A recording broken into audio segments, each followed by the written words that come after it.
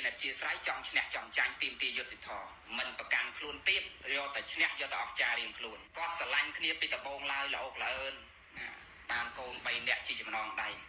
ថ្ងៃមួយតក់សម្ដីគ្នាយ៉ាងម៉េចប្រពន្ធដាក់កណិកាបើឯងគ្រាន់បើឯងកុំនិយាយឲ្យអញអាណានិយាយឲ្យអញមុនឆ្កែនេះប្រពន្ធនិយាយថាអញ្ចឹងប្តីក៏ខ្លាំងតិចដែរបើគ្រាន់បើអាណានិយាយឲ្យអញឆ្កែដែរប្រពន្ធថាណានិយាយឲ្យអញមុនឆ្កែប្តីថាបើគ្រាន់បើអាណានិយាយឲ្យអញមុនឆ្កែដូចគ្នាដាក់កណិកាមិននិយាយរកគ្នាអញ្ចឹងណារឿងហ្នឹងអាធ្លាប់និយាយចាក់តាមទូទៅហ่าដល់ពេលប្តីចេញទៅធ្វើការមកវិញគាត់ចង់ហូបសម្លកកូរគាត់អត់មាននិយាយប្រាប់ប្រពន្ធទេគាត់ទៅសេកដាស់គ្រាន់តែតាំងពីឆ្លុះគ្នារហូតដល់ត្រូវគ្នាកដាស់តែជា3បាវគាត់ទៅសេណាគាត់អត់និយាយទៅសេគាត់ចង់បានអីទៅសេឲ្យគ្នា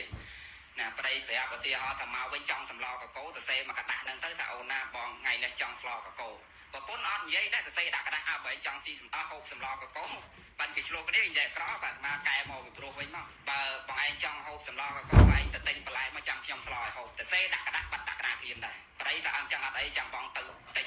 បន្លែទិញអីទៅសេបាត់ដាក់កដាស់គៀនដែរណាទៅសេបើចាំបានអីទៅសេបាត់អត់និយាយរកគ្នាទេនិយាយកាត់រូតមករហូតដល់តែថ្ងៃមួយប្តីត្រូវប្រជុំហើយទៅសេចឹងបាត់ឆ្នាំដុសក្មេងទៅសេអាណាយកឆ្នាំដុសក្មេងអញទៅណាបាត់ក្រាគៀនទៀតបងណាប្រពន្ធថាអញដឹងទេចេះមួយចុងពីរណាទៅសេដាក់ក្រាគៀនថ្ងៃមួយប្តីត្រូវចេញទៅប្រជុំណាម៉ោង7ស្អែកហ្នឹងត្រូវទៅប្រជុំចឹងទៅសេដាក់ក្រាគៀនពីល្ងាចអូនណាស្អែកដាក់បងផងណាម៉ោង7បងត្រូវចេញទៅប្រជុំប្រពន្ធទៅសេកដាស់ដែរតែអត់អីទេបងចាំម៉ោង7ចាំខ្ញុំទៅដាក់បងឯងដល់ម៉ោង7មែនតដាក់ណាក៏ដាក់មែនគាត់ទៅសេបងអើយងើបឡើងម៉ោង7ឥឡូវទៅសេឲ្យបាត់ដាក់ការគៀនដល់តែប្តីនេះភ្ញាក់ឡើងខំទៅហើយញោមគិតតិចមើលខាងណានិយាយរមុនញោមស្អីខាងប្រុសហ៎ដល់តែខឹងខ្លាំងមានຕົកជាប់ឯណាញោមដល់ខឹងខ្លាំងទៅអញប្រាប់ហើយប្រាប់ទៀតអញថាស្អែកហ្នឹងឲ្យដាក់អញផងអញត្រូវឡើងទៅប្រជុំម៉ោង7ប្រពន្ធថាចរច្រាត់ឆ្កែថាឆ្កែមែនគេនេះវានៅចាំអាហ្នឹងទៀតញោមវាអត់មានអធិស្ឋានឲ្យស៊ីសួរតែចំណេញអ្នកណាខាតអ្នកណាអត់ទេខាតយើងទាំងអស់គ្នាគ្រួសារយើងហ្នឹង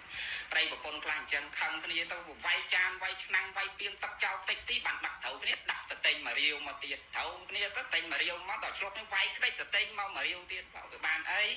ណាវាសំខាន់យើងមានអធិស្ឋានហើយជាពិសេសគឺសម្ដីសម្ដៅនិយាយរកគ្នាហ្នឹងគោរពឲ្យតម្លៃទោះបីគាត់ប្អូនយើងក៏ដោយក៏យើងគោរពប្រពន្ធនិងប្តីនៅជាមួយគ្នារហូតដល់ចាស់សក់ស្កូវដោយសារប្តីតាំងចិត្តគោរពប្រពន្ធដូចម្ដាយប្រពន្ធគោរពប្តីដោយឪពុកអាហ្នឹងបាននៅជាមួយគ្នារហូតដល់ចាស់សក់ស្កូវបានតោះណា